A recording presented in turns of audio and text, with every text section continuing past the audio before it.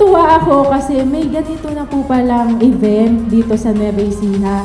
Actually, kami po ni Sir Freddy Agunoy, ang co-founder po ng Likha. Pangarap lang po namin ito na gumawa ng isang grupo na magpapakita ng totoong sining ng Nueva Ecija. Ang pangarap po ng Likha, hindi lang dito ipakita ang talent natin, syempre sa ibang bayan din at sa malalayong lugar din. Yun lang po at thank you po talaga sa pag-invite sa amin.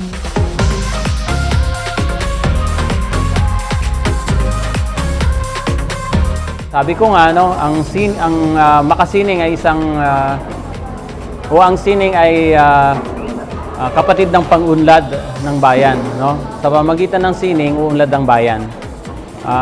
Yan ang hindi kasi nakikita ng iba. Kung ano yung kahalagahan ng mga artist na ito, ng mga makasining na ito sa bayan natin. So sa totoo lang, sila yung nagbibigay, nagbubukas ng pinto para sa future. No?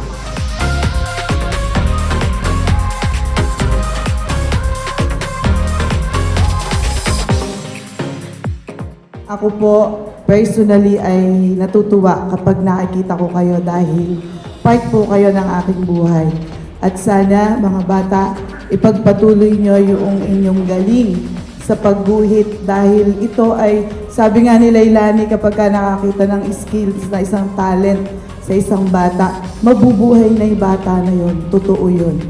Totoo yun.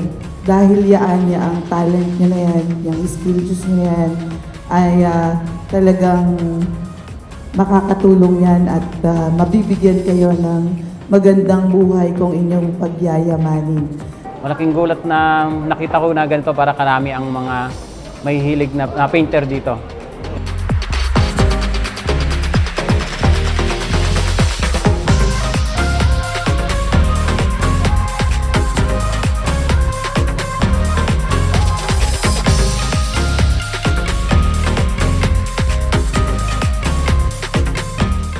Yung pagpipinta, drawing, kung habit nyo yun or hobby nyo, pagpatuloy nyo dahil hindi lahat lumaki na may ganun na talent. Pwede din namang pag-aralan yon. Kung gusto mo talaga yung habit na pagdodrawing, pagpatuloy mo lang. At promise sa'yo, kapag lumaki ka at pinagpatuloy mo yung gawain na yon, gagaling ka in the future.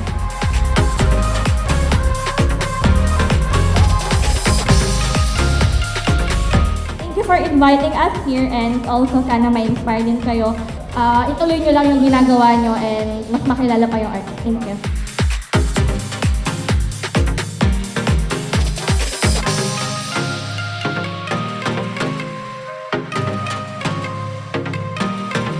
Yung mga ganyan, akala nung iba walang kapupuntahan. Pero ang hindi nyo alam, ituloy nyo lang yan at baka yan ang magbigay ng malaking swerte. Hindi lang sa ating bayan, kundi sa inyo at sa inyong pamilya. So, huwag ninyong maliitin yan. At isa ako sa inyong mga tagahanga. Kung sino man ang mananalo sa different categories, panalo kayo, pero wala namang natalo. Sapagkat yung mga natalo na hindi nanalo sila kasi nakagain sila ng experience. So, sa inyo pong lahat nandito, mga bata, pagpatuloy nyo lang yan at may kapupuntahan kayo. Salamat. Maraming Happy Sibuyas Festival, Bayan ng Bungabon. Happy Sibuyas Festival dito sa Bayan ng Bungabon.